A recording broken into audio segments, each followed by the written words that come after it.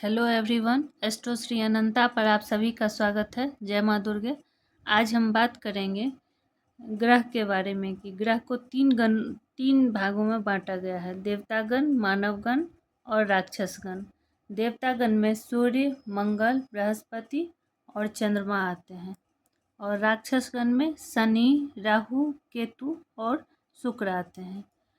देवतागण की आपस में बहुत मित्रता होती है और राक्षसगण की आपस में बहुत मित्रता होती है और बुध की सबसे दोस्ती रहती है, सिर्फ उन्हें मंगल से नहीं बनता है।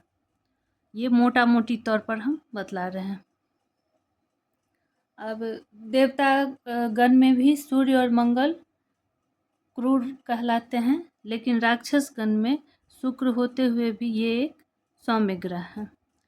देवतागण में मुख्य गुण जो होता है वो सात्विक प्रवृत्ति के होते हैं, सकारात्मक होते हैं, आशावादी होते हैं, धार्मिक होते हैं, आध्यात्मिक होते हैं, ज्ञानी होते हैं और शांत प्रकृति के होते हैं।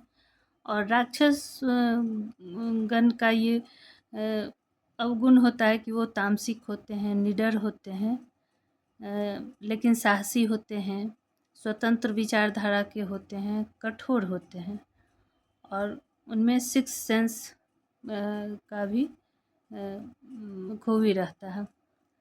और जब शादी का बात होता है तो देवतागण के लोगों का यदि राक्षस गण के साथ शादी हो जाए तो उन्हें निर्वाह करने में थोड़ा सा दिक्कत होता है। जैसे कि सिंह राशि के कोई जातक हैं, उनकी शादी यदि मकर राशि से हो जाए तो दोनों की विचारधारा थोड़े से अलग होंगे और उनकी आपस में नहीं बनेगी।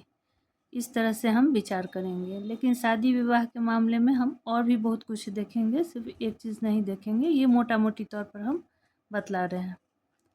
अब बात करते हैं ग्रहों के डिग्री के बारे में।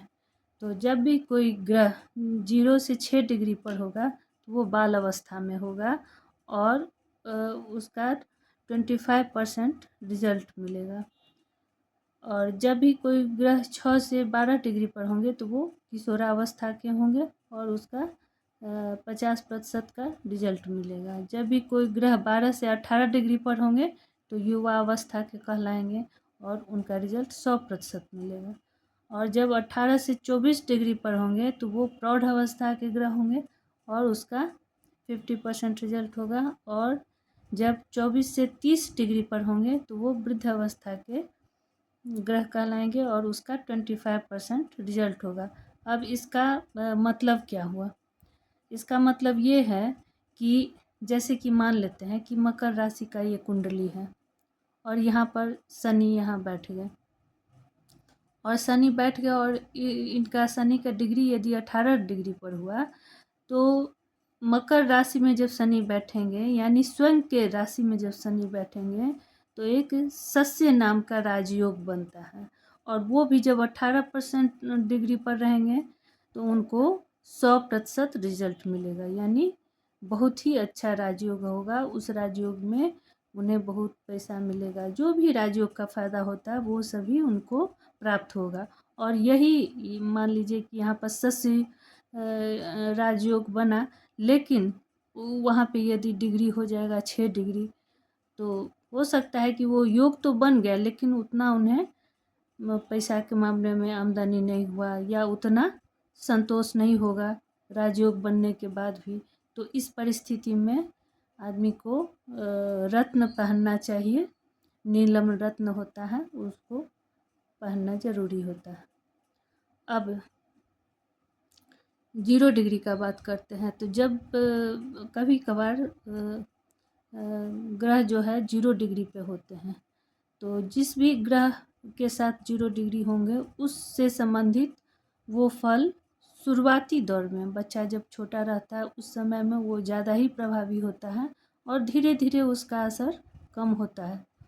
जैसे कि मान लीजिए किसी बच्चे का मंगल 0 डिग्री पर है तो वो शारीरिक रूप से थोड़ा सा कमज़ोर बच्चा कहलाएगा, लेकिन ऐसा नहीं है कि पूरा ज़िंदगी वो कमज़ोर ही रहेगा, लेकिन मोटा मोटी तौर पर ये कह सकते हैं। ऐसा हमने सामने में देखा। और अब कुंडली में देखते हैं। जब मान लीजिए कि मकर राशि में शनि है तो ये शस्य नाम का राजयोग हो गया। और जब वो मेष राशि में होंगे शनि तो ये नीच के कहलाएंगे। और वो यदि 0 डिग्री पर हुए तो शनि जब मेष राशि में होंगे तो नीच के होंगे और उसका उससे बहुत कुछ गड़बड़ होगा। जैसे कि शनि मान लीजिए मेष राशि में रहे तो बहुत तरह का माँ को कष्ट हो सकता है, या फिर उन्हें थोड़ी सी पैसा की दिक्कत हो सकती है, ये सब समस्या आ सकता है। लेकिन यदि वो 0 डिग्री पर है तो वो ज़्यादा तकलीफ नहीं देगा। इस तरह से हम देख सकते हैं। आज इतना ही, धन्यवाद।